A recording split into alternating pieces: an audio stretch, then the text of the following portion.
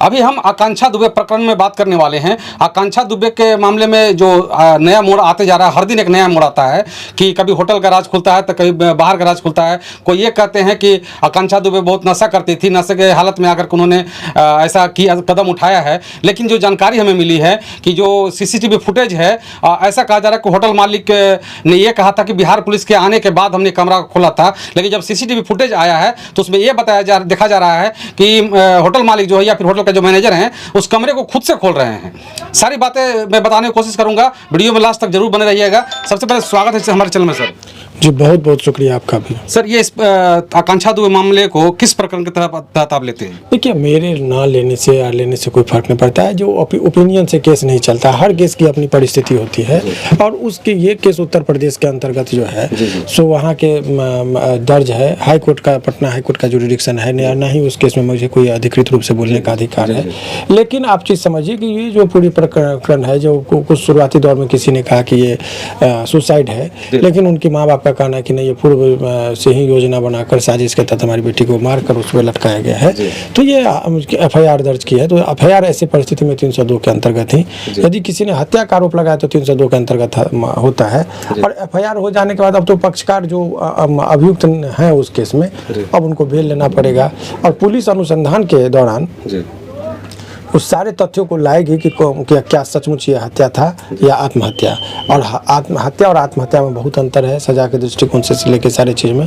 तो अब ये निर्भर करता है कि वो सबूत किस तरीके का मिल रहा है। जैसे आपने कहा कि अभी होटल के मालिक तोड़ रहे थे गेट, कि पुलिस आके तोड़ी, तो ये सब तो जो वीडियो CCTV कैमरा का भी कुछ वीडियो आप लोगों के ने बोला कि प्रसारित किया जा रहा है, तो वो उस रिकॉर्ड पर क्या लग रहा है कि मीडिया ट्रायल अलग चीज़ है, बाहरी ट्रायल अलग है, लेकिन कागज पर क्या सबूत बन रहा है। क्योंकि कानून का जो मूर्ति है उसको आप देखेंगे तो आंख पे पट्टी है और हाथ में तराजू है, यानी कि घटना को वो देखने नहीं जाती है। तराजू यानी जो सबूत उसको दीजिएगा, जो वजनदार जिसका सबूत होगा वो केस जीतेगा, जिसका पलड़ा हल्का होगा वो उठेगा, यानी कि वो हारेगा।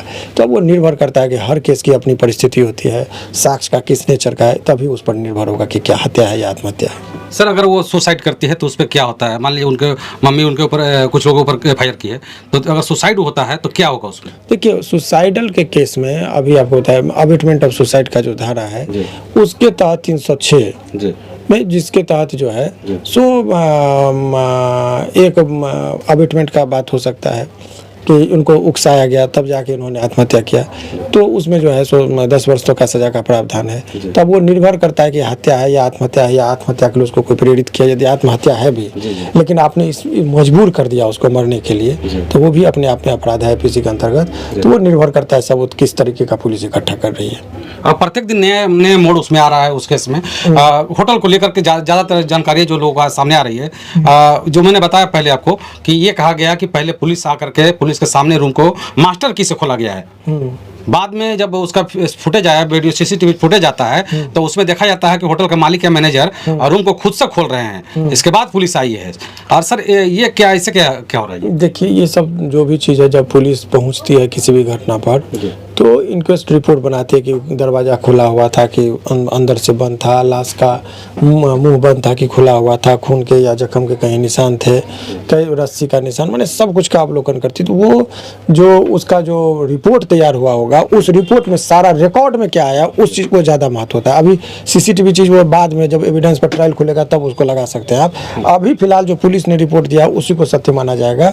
तो पुलिस ने क्या रिपोर्ट दिया उसको देखने के बाद इस पर विवेचना हो तो ज़्यादा अच्छा है। लेकिन बहरहाल आप ये चीज़ समझ लीजिए कि मरने वाले तो मर गए, लेकिन यदि किसी ने उनको इस हालात तक पहुँचा दिया, आत्महत्या यदि, या देखिए ये दोनों चीज़, मर गई, हत्या है या आत्महत्या है, दोनों में से एक ही चीज़ है। लेकिन यदि हत्या है तो दोषियों को सजा मिलनी चाहिए। अगर आत्महत्या है तो आखिर क्या वजह है जिस वजह से उनको आत्महत्या करना पड़ा? कोई ऐसा व्यक्ति, ऐसी परिस्थिति तो नहीं पैदा कर दी जिस वजह से इसको आत्महत्या करना पड़ा? कोई उकसाया उसको, कोई परिस्थिति उत्पन्न किया होगा, तो उनको भी सजा का प्रावधान है IPC में 10 वर्ष होगा। तो जो किसी का भी नाम आएगा तो वो थोड़ा अभी मुसीबत में ऊपर ही जाएंगे। बहरहाल आप क्या सोचते हैं उनके बारे में कमेंट बॉक्स में जरूर बताइएगा। बहुत बहुत शुक्रिया, आभार इस वीडियो देखने के लिए। जय हिंद।